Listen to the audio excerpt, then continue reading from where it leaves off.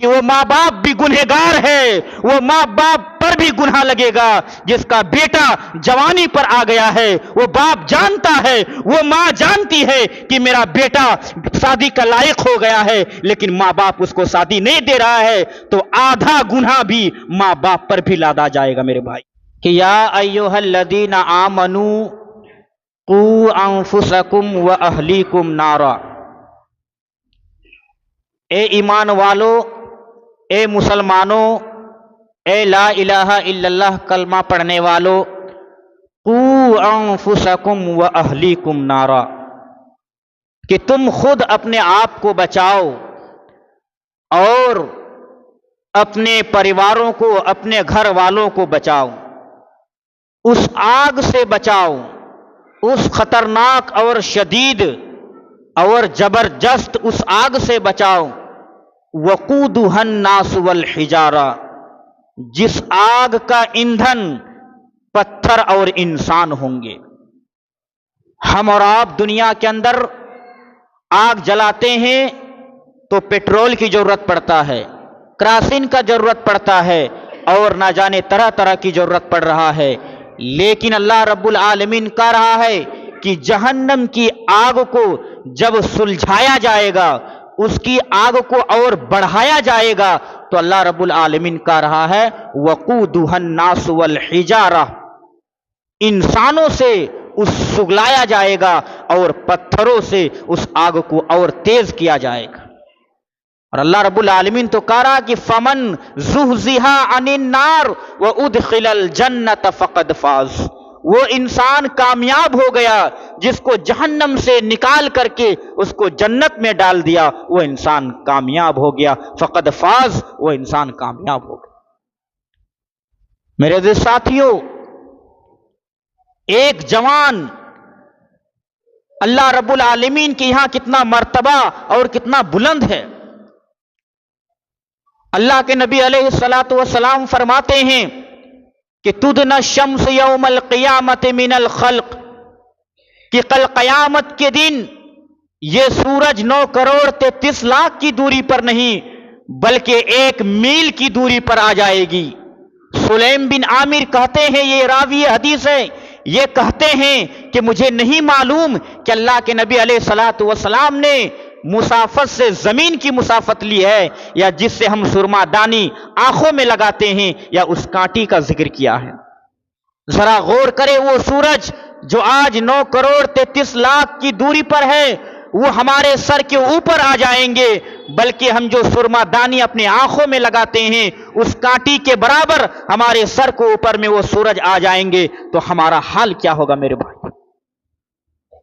اللہ کے نبی علیہ الصلاۃ والسلام فرماتے ہیں فَيَكُونُ النَّاسُ عَلَىٰ قَدْرِ أَعْمَالِهِم مِّنَ الْعَرْقِ، کچھ ایسے انسان بھی ہوں گے جو اپنے اپنے گناہوں کے مطابق، اپنے اپنے عمل کے مطابق، وہ اپنے اپنے گناہوں کے مطابق اپنے اپنے پسینوں میں ڈوبے ہوئے ہوں گے۔ ہر انسان کل قیامت کے دن پریشان حال ہوں گے، مصیبتوں میں ہوں گے۔ جب سورج اب اس کے سر کے قریب آ جائیں گے تو ہر انسان پسینوں میں ڈوبے ہوئے ہوں گے۔ اللہ کے نبی فرماتے ہیں کچھ انسان ایسے بھی ہوں گے جو ٹخنوں تک ڈوبے ہوئے ہوں گے، کچھ انسان ایسے بھی ہوں گے جو گھٹنوں تک اپنے پسینوں میں ڈوبے ہوئے ہوں گے، کچھ انسان ایسے بھی ہوں گے جو کمر تک اپنے اپنے پسینوں میں ڈوبے ہوئے ہوں گے۔ اللہ کے نبی نے فرمایا کچھ ایسے لوگ بھی ہوں گے، کچھ ایسے گنہگار بندے بھی ہوں گے جو سینے تک اپنے اپنے پسینوں میں ڈوبے ہوئے ہوں گے، اور ایسے انسان بھی ہوں گے کل قیامت کے دن اپنے ہی پسینوں میں، اللہ کے نبی نے ہاتھوں سے اشارہ کیا کہ وہ اپنے اپنے پسینوں میں وہ ڈبکیاں لگائے ہوئے ہوں گے۔ میرے عزیز ساتھیوں، لیکن 7 قسم کے لوگ ایسے ہوں گے جس کو اللہ تبارک و تعالیٰ اپنے عرش کے سائے میں جگہ دے گا۔ اللہ کے نبی فرماتے ہیں سبعۃ یظلھم اللہ فی ظلہ یوم لا ظل ظلہ، کہ 7 قسم کے لوگ ایسے ہوں گے جو اللہ رب العالمین کی عرش کے سائے کے نیچے ہوں گے۔ ان میں سے 2 نمبر پر فرمایا وَشَابٌ نَشَا فِي عِبَادَةِ اللَّهِ، وہ نوجوان بھی ہوں گے اللہ رب العالمین کے عرش کے سائے میں، اللہ رب العالمین کے عرش کے جوڑے میں وہ نوجوان بھی ہوں گے جس کی جوانی اللہ کی عبادت میں گزری ہو، وہ نوجوان نماز پڑھ رہا ہو، وہ نوجوان بھی کل قیامت کے دن اللہ رب العالمین اپنے عرش کے سائے تلے جگہ دے گا۔ جو نوجوان اپنی جوانی کی عمر میں، جو نوجوان اپنی جوانی کی دہلیز میں اللہ رب العالمین کو یاد کر رہا ہو، میرے بھائی، میرے عزیز ساتھیوں، اس آدمی کا بھی اللہ رب العالمین ذکر کیا کہ وہ آدمی بھی عرش کے سائے کے نیچے جگہ دے گا اللہ رب العالمین۔ نمبر 5 پر فرمایا وَرَجُلٌ دَعَتُهُ امْرَأَةٌ، ایک ایسی عورت جو اس کو بلا رہی ہے، دعوت زنا کا کام دے رہی ہے، ذات منصب جمال، ایک ایسی عورت جو اس کو، مرد کو، اس نوجوان کو، اس آدمی کو دعوت زنا دے رہی ہے، لیکن وہ آدمی کہہ رہا ہے انی اخاف اللہ، میں اللہ سے ڈر رہا ہوں، میں اللہ کا ڈر میرے سینے میں ہے، میں ایسا غلط کام نہیں کر سکتا۔ ایسے آدمی کو بھی اللہ رب العالمین اپنے عرش کے سائے میں جگہ دے گا۔ وہ نوجوان جس کی جوانی اللہ رب العالمین کی عبادت میں گزر رہی ہے، ایسے نوجوان کو اللہ رب العالمین اپنے عرش کے سائے میں جگہ دے گا میرے بھائی۔ اس لیے اللہ کے نبی فرماتے ہیں اے نوجوانوں کی جماعت،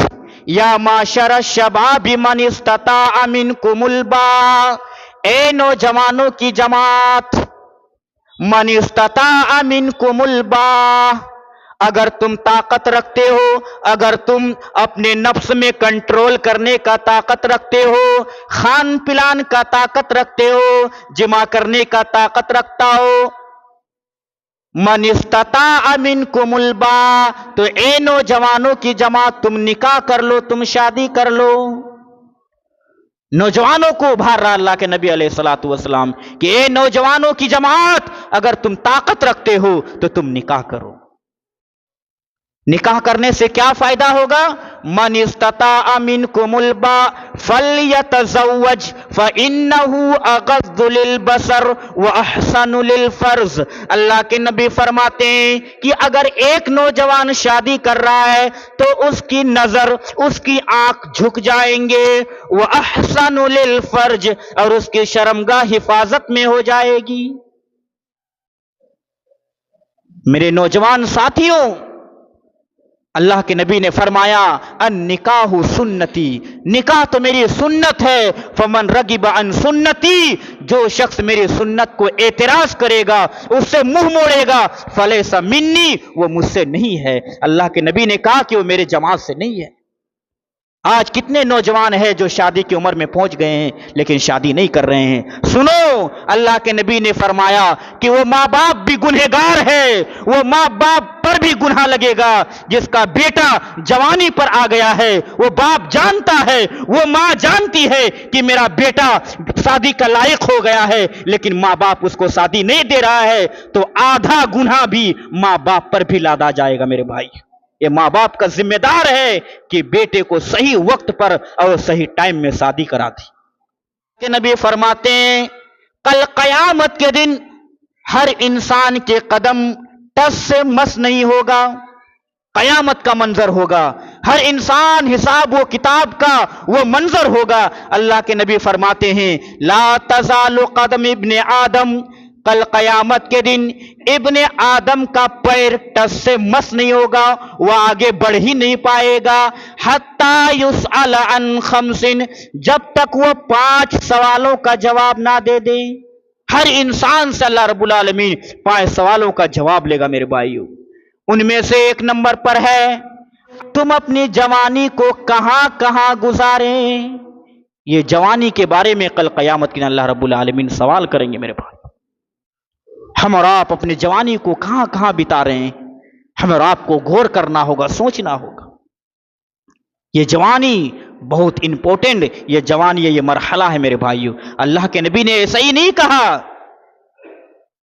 कि अगर अल्लाह रब्बुल आलमीन के अर्श के नीचे अगर कोई जगह देगा, साया में जगह मिलेगा, उनमें से एक नंबर पर यह भी है कि एक जवानी को दिया जाएगा जो जवानी की हालत में अल्लाह रब्बुल आलमीन को याद कर रहा है, अल्लाह रब्बुल आलमीन की खातिर नमाज पढ़ रहा है, अल्लाह का रब्बुल आलमीन का डर उसके सीने में है। ऐसे नौजवान को भी अल्लाह रब्बुल आलमीन अपने अर्श के साये के नीचे जगह दे। तो हमें और आपको अपनी जवानी को कंट्रोल करना होगा। हमें और आपको अपने आप को जहन्नम के आग से बचाना होगा, उस आग से बचाना होगा जिस आग का ईंधन जो होगा, जिस आग को सुलझाया जाएगा इंसानों और पत्थर से सुलझाया जाएगा।